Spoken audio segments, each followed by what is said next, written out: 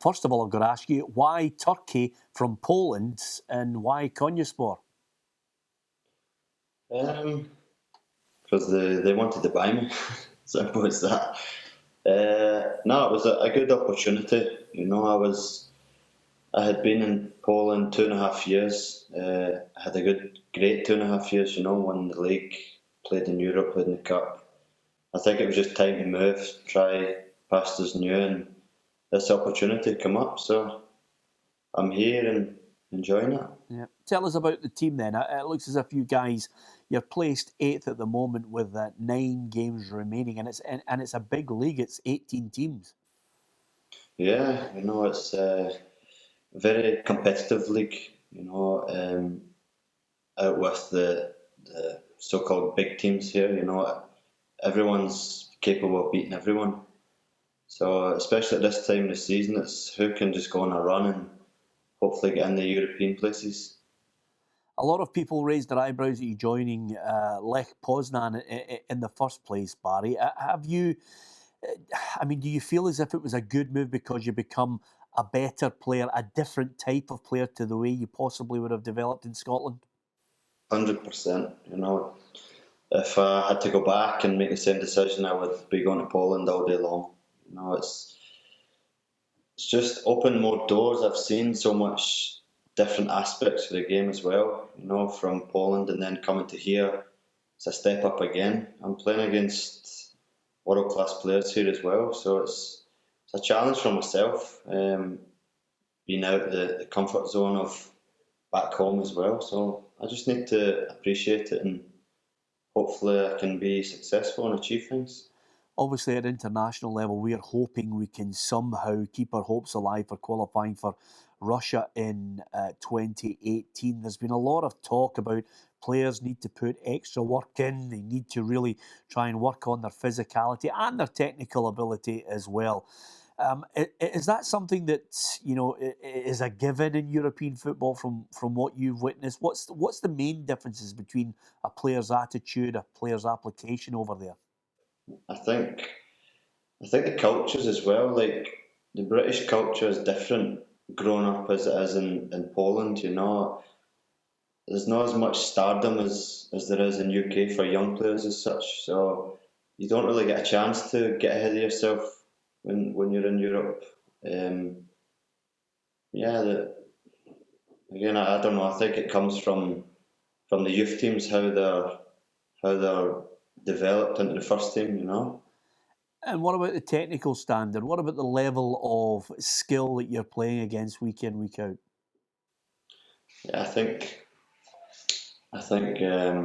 Poland there was a little step up from Scotland, but Turkey here is a step up again. If you look at some of the players who's playing here, it's like I said, world class players. You've got Quaresma who won the European Championship in summer, so it's a test to yourself, and it shows where you want to be at as well.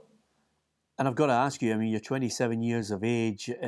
Quite a lot of footballers contemplate trekking across Europe, China, India as well. Will you still continue your travels, or do you hope to come home at some point in the near future? No, again, you don't know what opportunities are going to come up. If I was to choose, I would probably say I'd like to keep away from UK and explore our adventures. It's I'm seeing so much of the world being out this way and learning different cultures as well. So yeah, I'd like to keep doing that and see what happens in the future. But you never know. Yeah, and you'll be fluent in Polish and Turkish as well, won't you? Now I could probably speak quite fluently in Polish. Now that I'm away, I think I understand more. Turkish is hard, the language here is difficult. But again, I get by and I'll try and pick it up and hopefully I can communicate and learn how to order a pizza. What about, yeah, that's a key point for me and Ruffy if we are going to come over to your flat and stay there for the weekend. I've got to ask you, what What do you make of your old side, Dundee United? They're in a battle to try and get from potentially playoffs in the Championship to get to the Premiership. It's a tough old time for them at the moment. Yeah, it's different times from when I was there. But that's football, it just shows you what happens if they make a few bad decisions. I know the fans aren't happy. I don't really know what's going on behind the scenes, but hopefully they can get promotion and back where they belong, because they're definitely belong in the Premier League.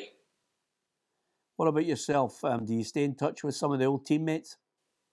Yeah, I still speak to some of them in the old group chat. I had Ranks give me some advice this morning about turning a bike in the gym, no rest. I think if you're wanting to talk about physicality and stuff, the FA need to employ Rankin as their chief gym person. Yeah, well, it's funny you saying that, because he's the main source of the application that footballers made. Because in the last 24 hours, he's been talking about the fact that so many younger footballers now are so obsessed with going to the cinema and Nando's.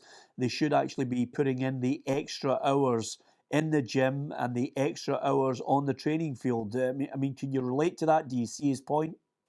Yeah, of course. You just need to look at his physique, and the career he's had. I think he's a perfect role model. But of course, it's tough for young people.